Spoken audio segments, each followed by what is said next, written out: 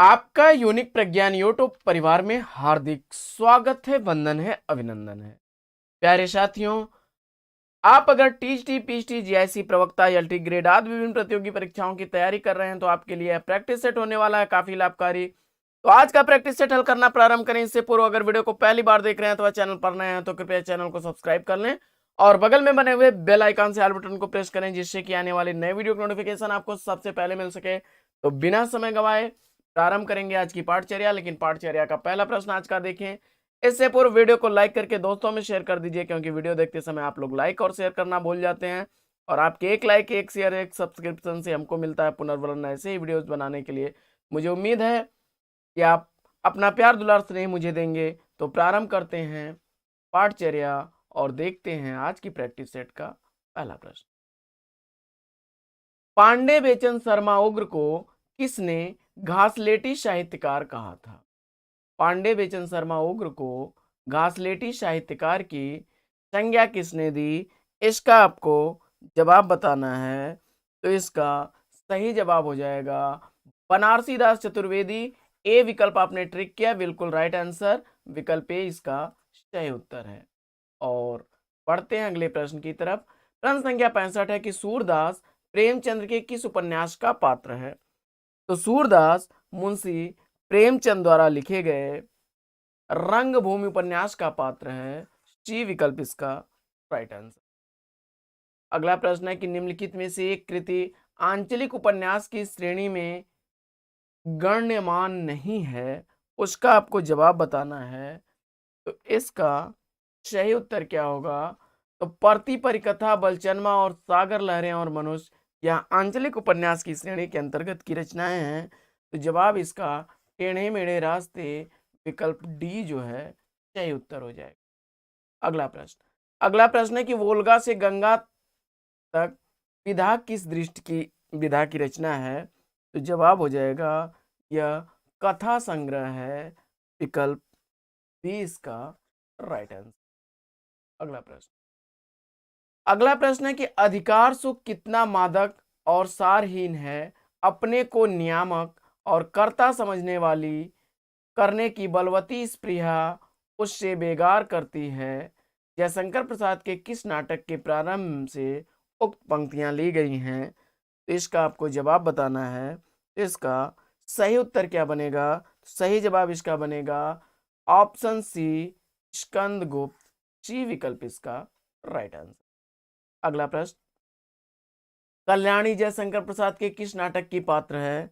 कल्याणी जयशंकर प्रसाद के किस नाटक की पात्र है? इसका आपको जवाब बताना है। तो जवाब हो जाएगा इसका कल्याणी जयशंकर प्रसाद द्वारा लिखे गए चंद्रगुप्त नाटक की पात्र है। डी विकल्प इसका राइट आंसर। अगला प्रश्न है कि गुण प्रत्यक्ष नहीं होता, उसके आश्रय और परिणाम प्रत्यक्ष होते हैं। अनुभवात्मक मन को आकर्षित करने वाला आश्रय और परिणाम है, गुण नहीं। उपयुक्त कथन किस निबंध से लिया गया है? तो जवाब हो जाएगा यह श्रद्धा और भक्ति शुक्ल जी की निबंध से अवतरित पंक्ति है। डी विकल्प इसका राइट आंसर। और अगला प्रश्न है कि कलम के सिपाही किस विधा की रचना है? कलम के सिपाही किस विधा की रचना है? कलम का सिपाही लिखा गया है, जीवनी है मुंशी प्रेमचंद की। डी विकल्प इसका राइट आंसर। अगला प्रश्न, डिसलॉयल्टी किस नाटक की पात्र है? तो डिसलॉयल्टी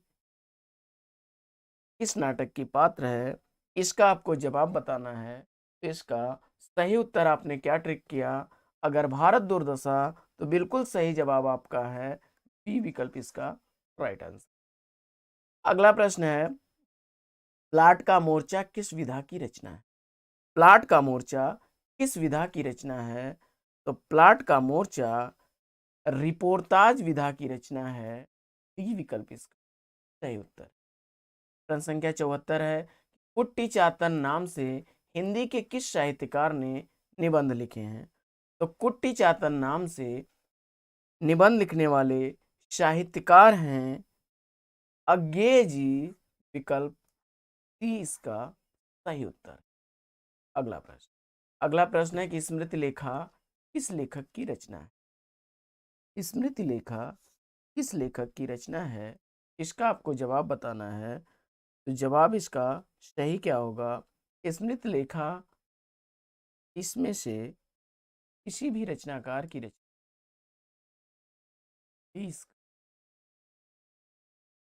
अगला प्रश्न।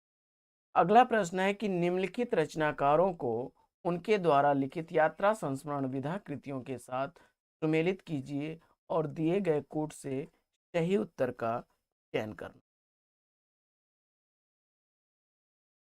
तो मोहन राकेश द्वारा लिखा गया यात्रा साहित्य है आखिरी चट्टान, और केदारनाथ अग्रवाल द्वारा लिखा गया बस्ती खिले गुलाबों की, जबकि निर्मल वर्मा द्वारा लिखा गया किरणों पर चांदनी है, और पृथ्वी प्रदक्षिणा शिव प्रसाद गुप्त द्वारा लिखा गया है। तो इसका बनेगा आपका सही को ट अ ट प।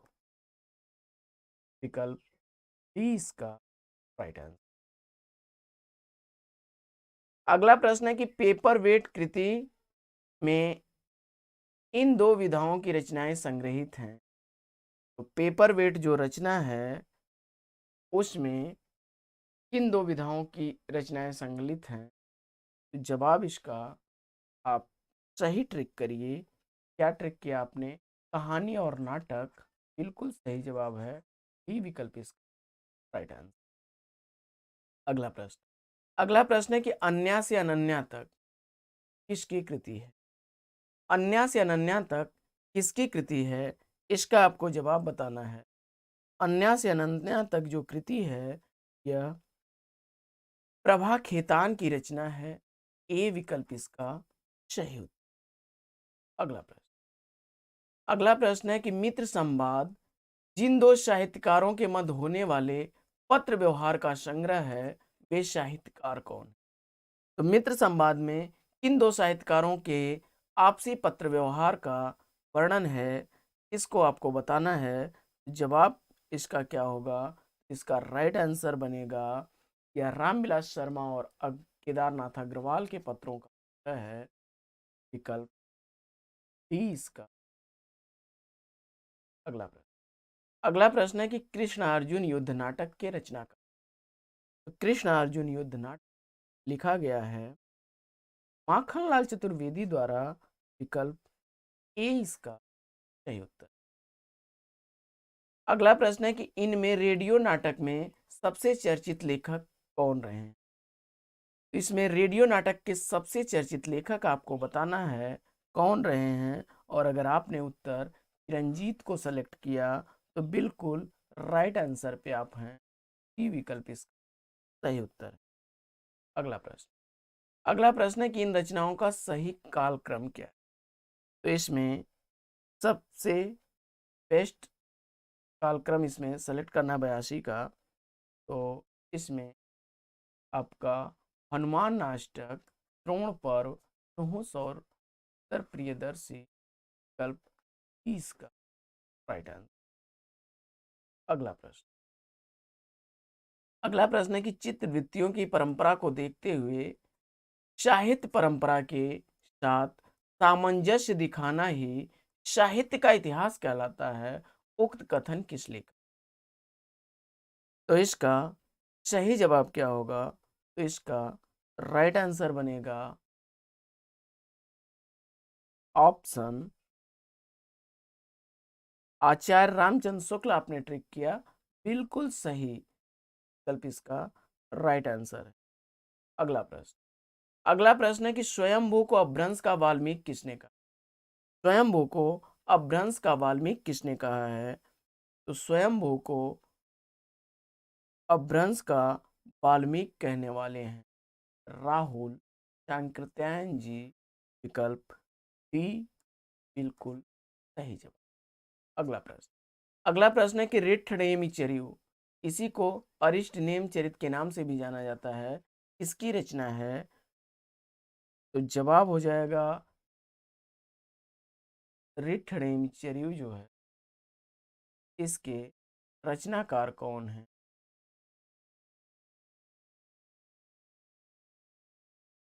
यह रचना,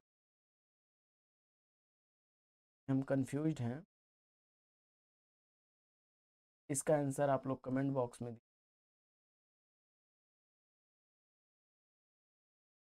अगला प्रश्न, अगला प्रश्न है कि भोजपुरी लोकगीतों का सर्वप्रथम वैज्ञानिक पद्धति से संग्रह किसने किया है? भोजपुरी लोकगीतों का सर्वप्रथम वैज्ञानिक पद्धति से संग्रह किसने किया है? इसका आपको जवाब बताना है। तो इसका सही उत्तर क्या बनेगा? तो विकल्प कृष्णदेव उपाध्याय, विकल्प बी इसका राइट आंसर। अगला प्रश्न, अगला प्रश्न है कि भरतेश्वर बाहुबली रास के रचयिता कौन है? भरतेश्वर बाहुबली रास के रचनाकार आपको बताना है। तो इसका सही जवाब क्या होगा? तो इसका राइट आंसर बनेगा शालिभद्र सूर्य, बिल्कुल। अगला प्रश्न, अगला प्रश्न है कि मिश्र बंधु द्वारा लिखित हिंदी नवरत्न में निम्नलिखित में से किस कवि को स्थान नहीं मिला? तो मिश्र बंधुओं द्वारा लिखा गया जो हिंदी नवरत्न है, उसमें किस रचनाकार को स्थान नहीं दिया गया? तो हैं मलिक मोहम्मद जैशी, की विकल्प इसका सही उत्तर।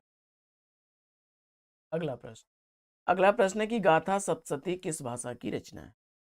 गाथा सप्तशती किस भाषा की रचना है? इसका आपको जवाब बताना है। इसका सही उत्तर क्या बनेगा? विकल्प बी प्राकृत। अगला प्रश्न, अगला प्रश्न है कि हिंदी साहित्य का दूसरा इतिहास किसकी कृति है? हिंदी साहित्य का दूसरा इतिहास किसकी रचना है? इसका आपको जवाब बताना है। तो इसका सही उत्तर क्या होगा? इसका सही जवाब बनेगा डॉक्टर बच्चन सिंह, बिल्कुल राइट आंसर, ये विकल्प इसका सही उत्तर। अगला प्रश्न है कि संदेश रासक के रचयिता कौन है? तो संदेश रासक कृति जो है, इसके रचनाकार अब्दुल रहमान हैं, इन्हें अद्धमाण भी कहा जाता है, बी विकल्प इसका राइट आंसर। अगला प्रश्न, अगला प्रश्न है कि महापंडित राहुल सांस्कृत्यायन ने आदिकाल को क्या नाम दिया? तो महापंडित राहुल सांस्कृत्यायन के अनुसार आदिकाल का नामकरण उन्होंने सिद्ध सामंत काल दिया है, बी विकल्प इसका राइट आंसर। अगला प्रश्न, अगला प्रश्न है कि नाथ पंथ को सुव्यवस्थित रूप किसने प्रदान किया? नाथ पंथ को सुव्यवस्थित रूप प्रदान करने का श्रेय गोरखनाथ को है, बी विकल्प इसका सही उत्तर। अगला प्रश्न, दोहा कोश किसकी रचना है? दोहा कोश किसकी रचना है? इसका आपको जवाब बताना है। तो दोहा कोश के रचनाकार हैं शरहपाद, विकल्प 20 का सही उत्तर। अगला प्रश्न, अगला प्रश्न है कि हिंदी साहित्य के किस इतिहासकार को तीसरी आंख कहा जाता है? हिंदी साहित्य के किस इतिहासकार को तीसरी आंख कहा जाता है? तो इसका राइट आंसर क्या बनेगा? इसका सही जवाब बनेगा आचार्य हजारी प्रसाद द्विवेदी, विकल्प ए इसका सही उत्तर है। अगला प्रश्न, अगला प्रश्न है हिंदी में किस कवि ने लोक काव्य रूप मुकरी को साहित्यिक रूप प्रदान किया? हिंदी में किस कवि ने लोक काव्य रूप मुकरी को साहित्यिक स्थान प्रदान किया? तो इसका राइट आंसर बनेगा मुकरियों का श्रेय लिखने का अमीर खुसरो को जाता है, ये विकल्प इसका राइट आंसर। अगला प्रश्न, अगला प्रश्न है कि निम्नलिखित में से कौन सा ग्रंथ विरह काव्य की का उत्कृष्ट उदाहरण है? तो इसमें विरह काव्य का उत्कृष्ट उदाहरण कौन सा काव्य है? जवाब बताना है आपको। तो इसका सही जवाब होगा बीसल देवरासो। डी विकल्प इसका सही उत्तर है। अगला प्रश्न। अगला प्रश्न है कि साहित्य का इतिहास दर्शन ग्रंथ के लेखक कौन? तो साहित्य का इतिहास दर्शन ग्रंथ लिखने वाले हैं नलिन विलोचन शर्मा। विकल्प बी इसका राइट आंसर। अगला प्रश्न। अगला प्रश्न है कि ईश्वरी किस लोक विधा के लिए विख्यात है? ईश्वरी किस लोक विधा के लिए विख्यात है? तो जवाब हो जाएगा ऑप्शन सी, ईश्वरी जो है फाग के लिए विख्यात। ये विकल्प इसका राइट आंसर। अगला प्रश्न है कि लोक साहित्य की दृश्य विधा इसमें से क्या है? लोक साहित्य की दृश्य विधा के रूप लोक नाट्य आएगा आपका। विकल्प बी इसका राइट आंसर। अगला प्रश्न। अगला प्रश्न है कि अभिधा उत्तम काव्य है मध्य लक्षणालीन, अधम व्यंजना रस विरस उल्टी कहत नवीन। यह किसकी उक्ति है? इसका आपको जवाब बताना है। तो इसका राइट आंसर क्या बनेगा? इसका सही जवाब बनेगा विकल्प बी, यह देव काकत की पंक्तियां। बी विकल्प इसका राइट आंसर। अगला प्रश्न। निर्वैयक्तिकता का सिद्धांत किसने दिया? तो निर्वैयक्तिकता का सिद्धांत देने वाले टी.एस. इलियट महोदय हैं। विकल्प 20 का। और अगला प्रश्न है कि बांधा था विध को किसने इन काली जंजीरों से, मणि वाले फणियों का मुख क्यों भरा हुआ हीरों से। इन पंक्तियों में कौन सा अलंकार है? इसका आपको जवाब बताना है। तो इन पंक्तियों में अलंकार का आपको चयन करना है। कौन सा अलंकार होगा? जल्दी से उत्तर ट्रिक करिए। और अगर आपने उत्तर ट्रिक किया है रूप का अतिशयोक्ति, सी विकल्प, तो बिल्कुल राइट आंसर है। अगला प्रश्न है काव्य का काम कल्पना में बिंब या मूर्त भावना उपस्थित करना है, खुद के सामने कोई विचार या कॉन्सेप्ट लाना नहीं। यह कथन किसका है? जवाब हो जाएगा यह कथन है आचार्य रामचंद्र शुक्ल जी का। ही ऑप्शन राइट आंसर। अगला प्रश्न है कि जयप्रकाश कर्दम किस विमर्श से संबंधित रचनाकार? तो जयप्रकाश कर्दम जो है यह दलित विमर्श से संबंधित रचनाकार हैं। ई विकल्प इसका राइट आंसर।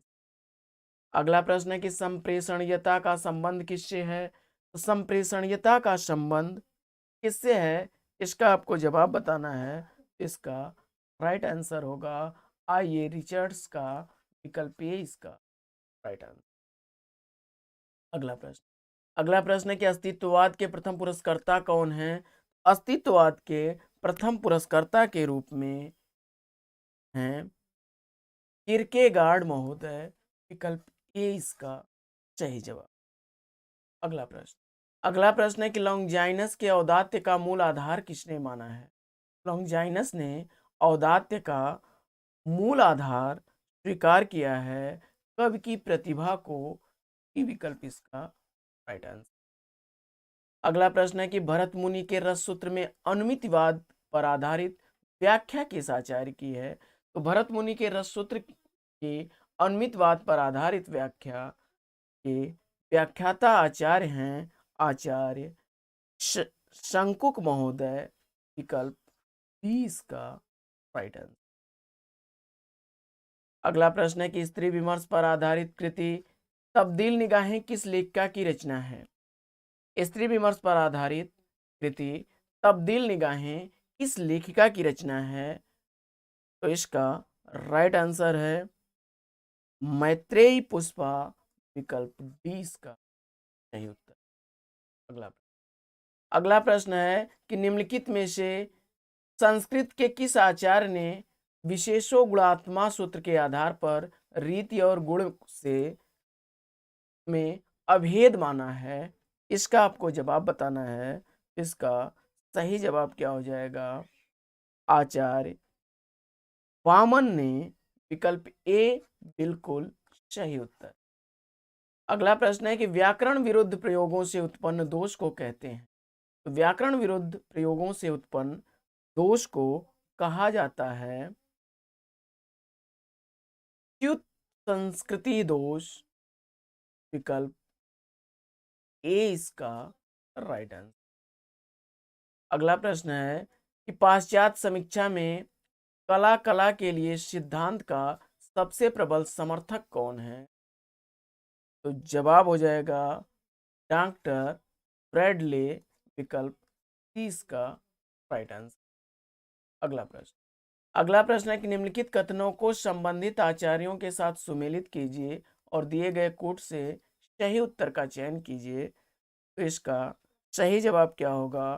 तो इसमें जो है सौंदर्यम अलंकार, यह कथन जो है आचार्य वामन का है, और शब्दार्थो सहितो काव्यम, यह कथन जो है शब्दार्थो सहितो काव्यम, यह कथन आपका भामह का है, और रमणीयात प्रतिपादक शब्द काव्यम, यह पंडित राज जगन्नाथ का की सूक्ति है, और काव्यस्य आत्मा ध्वनि ज्ञान वर्धन का है। इसका राइट आंसर क्या बनेगा? विकल्प ए इसका सही उत्तर। अगला प्रश्न है कि पश्चिम के किस विचारक ने अनुकरण का तात्पर्य प्रतिकीर्ति यानी नकल न मानकर पुनः सृजन तथा पुनर्निर्माण माना है? इसका आपको जवाब बताना है, और इसका जवाब अगर आपने सेलेक्ट किया है अरस्तु को, तो बिल्कुल राइट आंसर। अगला प्रश्न है क्रोंचे के अभिव्यंजनावाद को वक्रोक्ति सिद्धांत का विलायती संस्करण किसने कहा? क्रोंचे के अभिव्यंजनावाद को वक्रोक्ति सिद्धांत का विलायती संस्करण मानने वाले हैं रामचंद्र शुक्ल, विकल्प डी इसका राइट आंसर। अगला प्रश्न है कि स्थिति विपर्य का मूल यूनानी शब्द क्या बनेगा? तो जवाब हो जाएगा पेरिपेते, या विकल्प डी इसका राइट आंसर। अगला प्रश्न है कि विरुद्धों का सामंजस्य विषयक सिद्धांत किसने प्रतिपादित किया? विरुद्धों का सामंजस्य विषयक सिद्धांत प्रतिपादित करने वाले हैं आचार्य रामचंद्र शुक्ल, विकल्प 20 का राइट आंसर। और अगला प्रश्न है कि निम्नलिखित में से किस सिद्धांत का प्रसार रामानुजाचार्य ने किया? तो इसका सही उत्तर बनेगा ऑप्शन विशिष्टाद्वैतवाद, सी विकल्प इसका सही उत्तर हो। और अगला प्रश्न है कि आचार्य रामचंद्र शुक्ल ने किस रचना को ध्वनि काव्य माना है? तो आचार्य रामचंद्र शुक्ल के अनुसार ध्वनि काव्य की संज्ञा उन्होंने सूरदास द्वारा लिखे गए भ्रमर गीत को, विकल्प ए इसका राइट आंसर। तो साथियों, आज की पाठचर्या फिर लेगी यहीं पर विराम, लेकिन आपसे लें विदा उससे पूर्व वीडियो को लाइक करके दोस्तों में शेयर कर दीजिए। चैनल पर अगर पहली बार हैं तो चैनल को सब्सक्राइब कर लीजिए, और बगल में बने हुए बेल आइकन से ऑल बटन को भी प्रेस कर दीजिए। ऐसा करने से जैसे ही कोई नया वीडियो अपलोड होगा सबसे पहले नोटिफिकेशन आपको दिया जाएगा। और तो आपसे लेते हैं हम विदा, और आप लाइक शेयर करिए। तब तक के लिए लेते हैं आपसे विदा, फिर मिलते हैं अगले वीडियो में एक नए प्रकरण, एक नए टॉपिक, एक नए अंदाज में। तब तक के लिए बेस्ट विशेष बेस्ट ऑफ लक। जय हिंद साथी।